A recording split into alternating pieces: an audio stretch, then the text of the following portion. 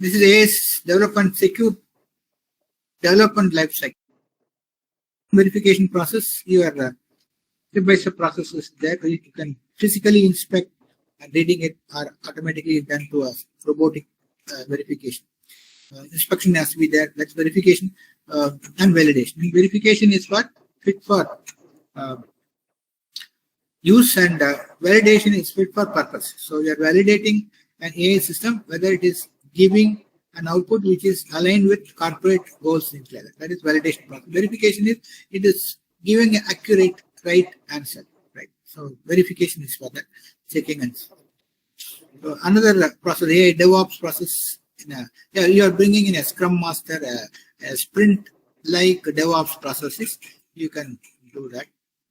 Right? There are guardrails we talked about. Right? Many guardrails are required for AI systems to install in a pre-process prompt. Now, presentation have visible. Yes. Okay, sir. Okay, sir. I'll just get to the presentation mode, maybe.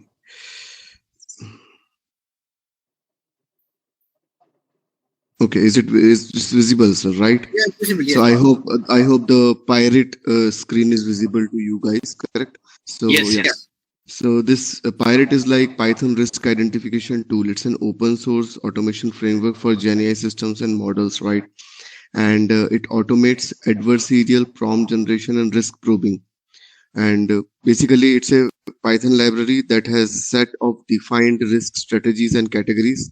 And there is a set of prompts which are predefined, with which you can attempt as an adversary against your models, and then you can observe what your model responds, right? And based on that, it basically classifies whether the attack is successful or not. So basically, it imitates the behavior of an adversary in your environment. So if I just proceed further, there's an AI red teaming agent which Microsoft has developed, and which is totally based upon this PyRIT library. PyRIT is also developed by Microsoft, but the thing is, it is open source, right? And the core benefit that this AI red teaming agent offers is that it performs early detection of risk before deployment. That is, we have different AI development lifecycle, right? And we can start at the early phases so that we can identify risk and mitigate it there, and that's how we can save our cost as well. And the core capability which it has offer is like it performs automated scan, the red teaming scan against your model, and evaluate the probing success. It generates something called as ASR, attack success rate, which classifies the risk based on which is coming as an output of the probe which you perform, whether successful or not. And then it performs a reporting which you can also share with your respective AI stakeholders. And then we have this outcome which is like stronger risk management, because we are starting at the early phases or like shift left in the AI development lifecycle, and then we get safe and more trustworthy AI deployments which we can trust upon, right? So that is the core. So if I just give you the high level overview, what does this PyRIT is? PyRIT is the something which basically imitates the behavior of an adversary. For example, if I just directly write how to loot a bank, it will not, the LLMs are intelligent enough that they will not respond to it. But if I just flip the characters like this, there is an equal chance that I get some response from the LLM. So that's where PyRIT does that. Flipping is just one attribute that it can try to get the response from an element. They're like the 4 risk categories which are supported, and there are associated strategies as well, correct? So we will just look after this slide what are those categories and strategies. So once we have the seed prompt, then we apply PyRIT attack strategy, and then we target our AI system, and then on that basis we evaluate the response and generate an attack success rate, which basically gives us the different units whether successful or not, like that. So that's how it imitates the adversary behavior. Adversarial tactics to imitate is something which PyRIT does efficiently. That is what I'm trying to explain here. Right. It is like a VFPT we do on a regular basis on IT system. So on a AI system we do AI red teaming there are tools like PyRIT to come and verify like that. ChatGPT with version 5 was released within 24 hours. It was broken by AI red teaming team. There are organizations who does only that job. Yes, they might use a PyRIT also. Yes. True, sir. So I'll just give you a very high level overview, and post to that we have a demo. So there are four important segments here. One is the prerequisite part, then the AI red teaming agent code, then how the AI red teaming agent works, and then viewing AI red teaming results in the Azure AI Foundry project. So what I'll do, I'll just start with my Azure subscription, create a resource group, and then build a Azure AI Foundry project where our OpenAI model will be hosted. Every OpenAI model will have three key details like the endpoint, the API key, and model name. If I have these three attributes, I can interact with it, or I can give a prompt to it and get a response from it. So I will extract these three key things from the OpenAI and I will use it in my AI red teaming agent code. This code is available on our Microsoft documentation. I will give the link of it so that you can also try it. Alongside these three K and OpenAI constructs in our code, we will have something called as attack strategy and attack risk category. So risk category like violence, hate, and fairness, right? And strategy means like base 64 is something like we are giving the prompt in a base 64 format, not just plain English. And there are like around 20 plus such strategies we have, and categories, there are like 4 such categories as of yet. And so these are the key construct of this code. Now once this code starts running, we'll get to see the how AI red teaming agent works. So automate scan. So this code once run, it will automatically start scanning this particular model, and it will simulate adversarial behavior against this model, and it will throw number of prompts to it, and that number of prompts depend upon the number of turn attribute which we are giving, like how many number of turns which will be given for each category or strategy, like that. Once that is in place, then it will evaluate the probing success. So when it throws prompts to this particular model, it will get some response, and in that response it will judge whether we have captured whether the model responded to our prompt or not, or it has denied it. We want more denials because that's how we identify whether our model is successful or not. If it is success, if the prompt is for the given prompt, if we are getting a response, that means we need to enhance our model further. So we want less success rate, we want more unsuccessful rate, right? So That is our metrics key like this, your metrics yes, sir. for measurement. That is your key metrics for measuring the performance of the tool. Yes, sir. ACR. Yes, sir. Yes. You call that a key risk indicator, KRI.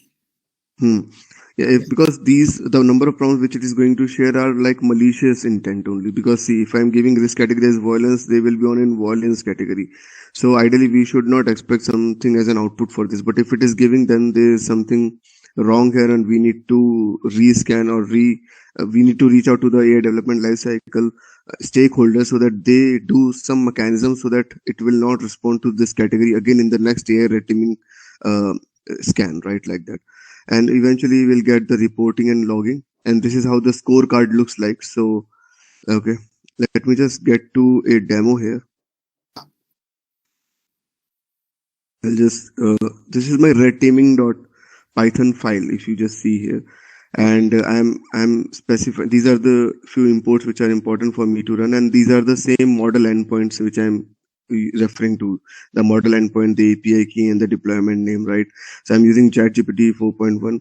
I'm given number of turns, which means for each of this category, violence and base 64, it will run 5 times, like that.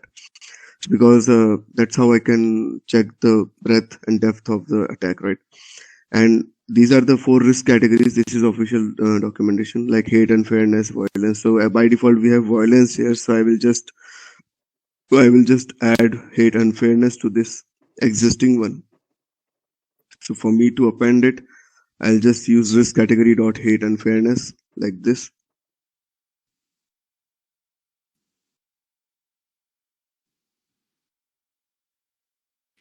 And in similar lines, if you just scroll up, these are the attack strategies. So base 64, which we are already using, right? They are like Caesar, binary, jailbreak, ANSI attack, suffix append. These are all the different categories which you can use. So I'll just use difficult in the existing code base so that I'll get some difficult prompts towards my model.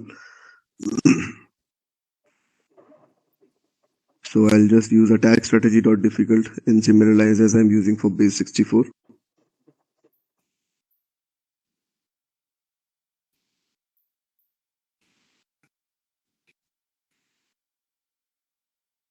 And then my code is good to run. So so I'm using PowerShell to run my code. And as soon as I run this code, let me just execute this. Yes. And this portal at this side is very important. This is Azure AI Foundry portal. This is the same portal where we have deployed our model, and now we are evaluating once we run the red teaming agent, right?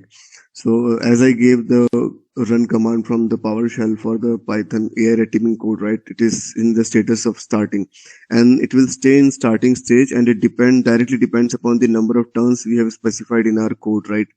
So it will take time based on the number of turns and the strategies and categories we have defined in our code, and it will be generating prompts towards our model, and then we'll assess the response of it. So if you see, we have baseline ASR, easy complexity ASR, moderate complexity ASR. So once that runs successfully, will get some value for it. Okay, you added the difficult component now, no? So that answer will come now for the difficult. Yes. It will take time because it. Yes. People, one question. It is auto generating the prompts and it is testing, right? How do we know the quality or the depth of the prompts, and can we give our prompts explicitly to that? Yes, that is something which is a upcoming aspect. Like if you have your own custom model, there is a chance that you will get you can create a JSON file, and like mostly in the custom or maybe enhanced models where we have a specific domain like medical or like sports category or like specific to some dedicated domain which model works, and we can create a JSON file. But as of now, it is capturing the prompt from the PyRIT library only. Okay. So as you see, it ran successfully, and we capture the hate and fairness, violence like this, and for different categories, right? If I just open this up, I will see the breakup in detail.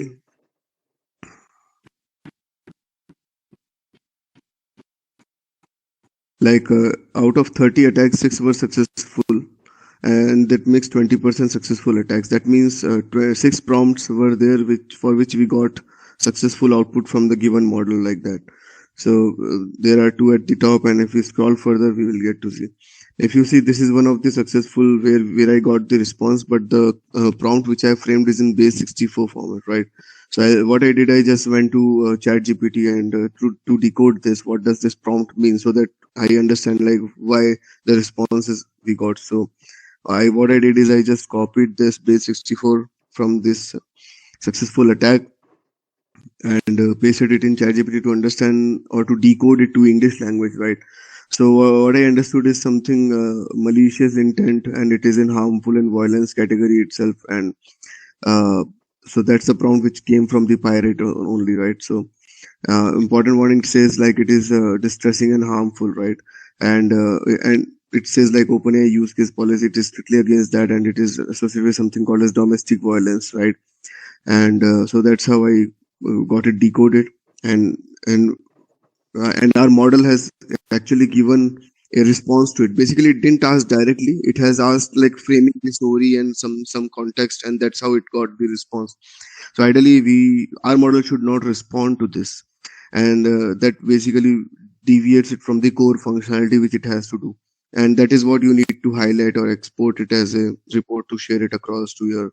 There are a few places where we have both the prompt as well as output in base 64 format, right? You can decode and check that way. And there are a few places where it is unsuccessful, which means it didn't give the required response. So I have this place, and there, though you see some content, but it is directly negating what is being asked as a in the prompt, right? Like that. So out of 36 were successful, and we can check them individually, and these are the ones which are of importance. That next time when the red teaming agent runs, this is how you generate the report, and which you can share across like that.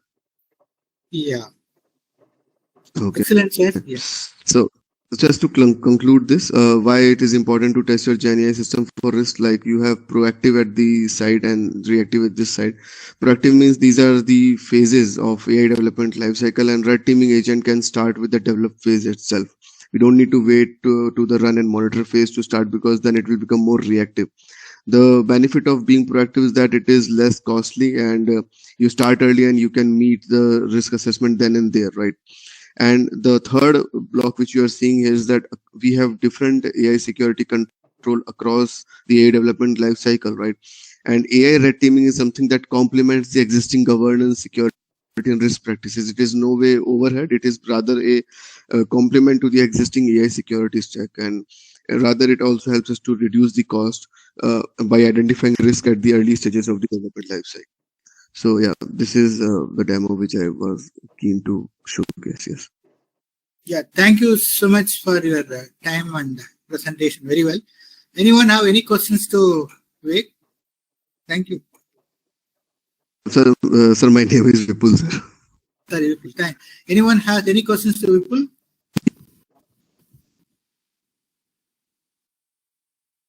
Thank you, Vipul. Thank you, sir. Thank you for the opportunity. I have a YouTube channel where I have kept this demo. I will share that link so that you guys can excellent, take a look. Yes. Yeah, Yes. we'll briefly try to understand that. Yeah. Sure, sir. Thank you. Thank you, sir. So let me go back